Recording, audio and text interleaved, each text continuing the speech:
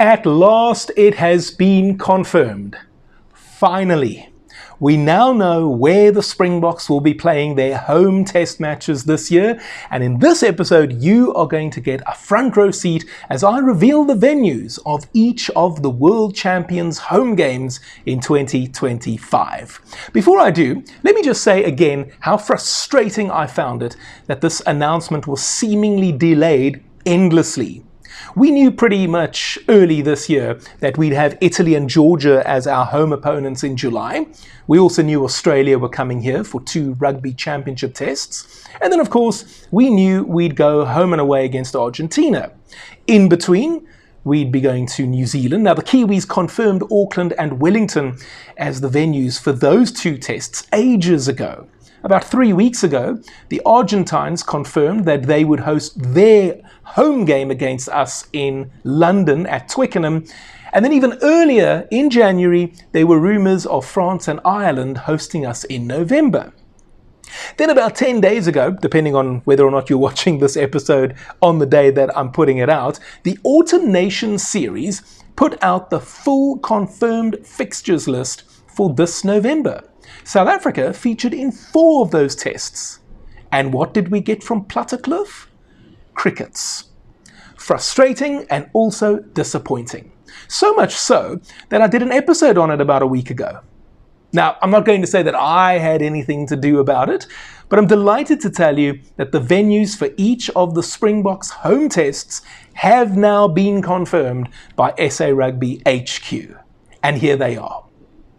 On the 5th of July, the World Champions face Italy in Pretoria.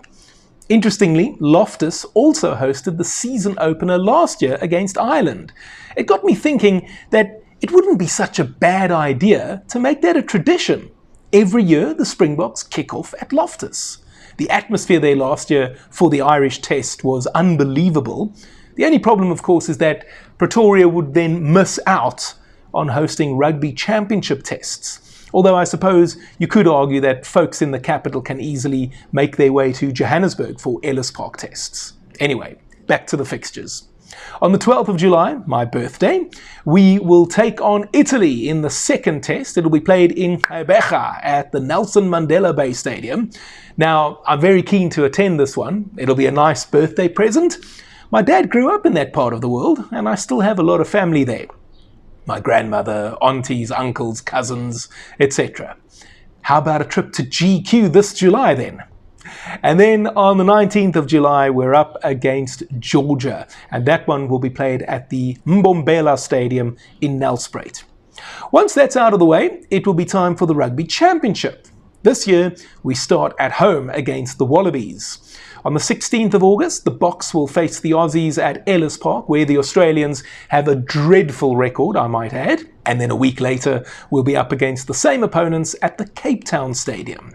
The Wallabies actually beat us in Cape Town, albeit that was at Newlands back in 1992. That was our 2nd test match back after isolation, and it was a record defeat at the time for South Africa, 26-3 to Nick Farr-Jones and his men. They were the world champions at that stage. But I have a funny feeling that could be the scoreline again this time in 2025, except it will be in our favour. We've already discussed the away tests against the All Blacks in September on the 6th and 13th. And then we come home and host Los Pumas on the 27th of September at Kings Park in Durban. That's the scene, actually, of their only win over us on South African soil. So we'd best be on high alert. Details on ticket sales are yet to be announced, but when I get word on that, I'll be sure to let you know. Here's what Dr. Rassie had to say.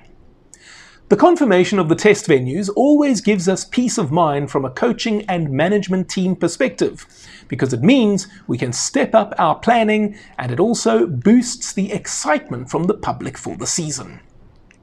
Plattekloof could have given Doc peace of mind several weeks ago.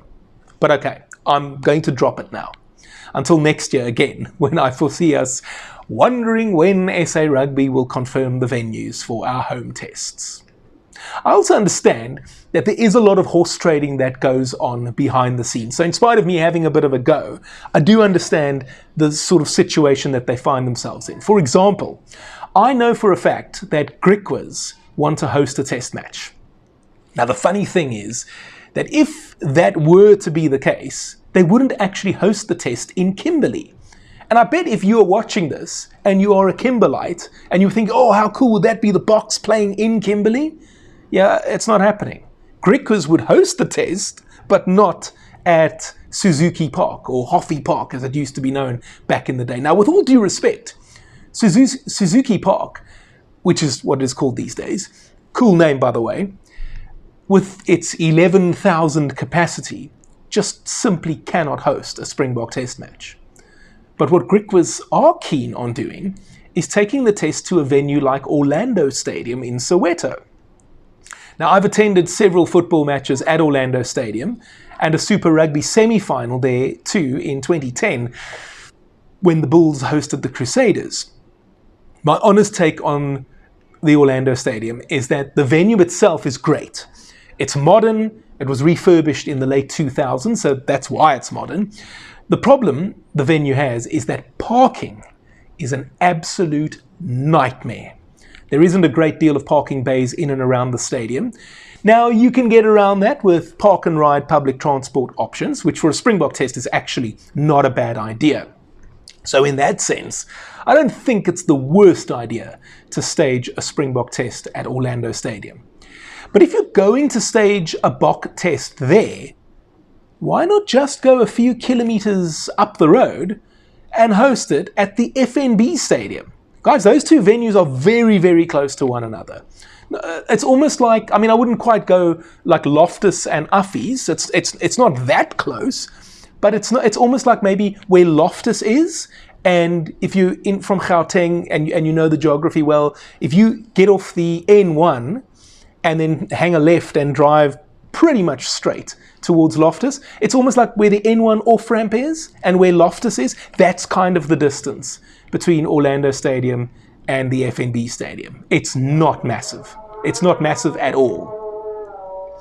And speaking of the FNB Stadium, that's the one that takes 90,000 people. The Springboks have played there before, and I think it's time for the world champions to play there again. I was actually there for the first test the Boks ever played at the venue. Disappointingly, it ended in a defeat against the All Blacks, but the atmosphere was amazing. I was also at the opening match of the 2010 World Cup when Siphiwe Tshabalala scored that goal against Mexico. I promise you, it was as if a bomb exploded at that venue. It really is something else, as you can imagine, if you haven't been there. But just think about it, 90,000 people going berserk for the Springboks, or in that case it was Bafana. But also the Springboks in 2010, again in 2012 we played the All Blacks there, and in 2013 we annihilated Argentina at that venue. So I think it's time for us to host a test match there again. But back to the matter of Griquas and hosting. Hosting a test match is a complex business for the unions that make up the membership of SA Rugby. And there's a lot of talk now of negotiating a new model. Previously, the host union, let's say hypothetically in this case Griquas, would pay SA Rugby a large amount of money. I don't actually know what it is these days, but I know years ago it was 5 million rand. When I say years ago, I'm talking 15 years ago, guys. So just bear with me here. Just use it as a ballpark figure. 5 million rand. And I've actually heard that for last year's All Blacks tests, it was as high as 20 million rand. But when the host union, in that case, would take all the proceeds from match day, so Western Province, the Lions, the Bulls, Griquas, whatever, will pay SA Rugby 5 million, 20 million, whatever that number is. And then after that, they take all the proceeds from match day. Under a proposed new model, SA Rugby will pay the host union an amount of money up front, and then they will take all the proceeds. So that's quite an interesting take on it, basically swapping things around almost. Anyway, as soon as I do get more information on that, I'll be sure to make an episode on it for you. So how excited are you to finally know where the Springboks are going to be playing this year? Which tests are you planning on attending? If you're in Gauteng, you could go to Loftus for the Italy test and then to Ellis Park for the Wallabies test match. Let me know in the comments section down below. And while you're down there, you might want to make a highlighted comment. You can do that by clicking on the super thanks button. That's the heart with a $sign inside of it. It'll be a highlighted comment. I promise to reply to it. I also promise to click on the heart button on your highlighted comment, and it'll give you the opportunity to make a small donation to my channel. It's whatever you want it to be. It starts from as little as $1, not Zim dollars.